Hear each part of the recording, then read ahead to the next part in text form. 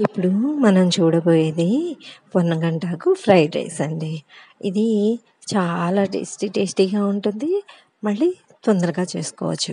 ఆకుకూర తినాలంటే చాలామంది ఇబ్బంది పడతారు కదండీ! ఇలాగ చేసి పెట్టండి.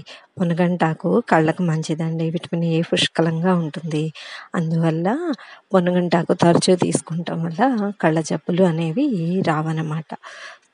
అందువల్ల ఇలా ఆకు ప్రతిసారి ఒకే రకంగా చేసుకున్నా తినలేం కదా!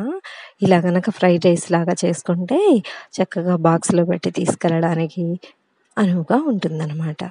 పొన్నగంటాకుని శుభ్రంగా ఒలుచుకొని కడుక్కోండి. కడుక్కున్న తర్వాత ఈ ఆకుని మిక్సీలో వేసుకొని పచ్చిమిర్చి, అల్లము, వెల్లుల్లి వేసుకొని మిక్సీ పట్టుకోండి. మిక్సీ పట్టుకున్న తర్వాత ఇలాగా బాండిలో కొంచెం నూనె వేసుకొని తాలింపు వేసుకోండి.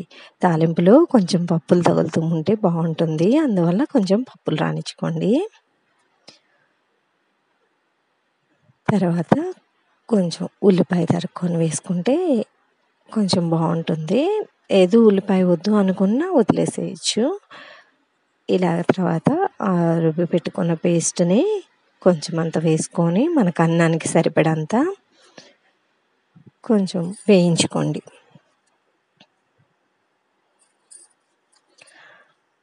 దాంట్లోనే అన్నానికి సరిపడా ఉప్పు కూడా వేసి దోరగా చక్కగా వేయించుకోండి.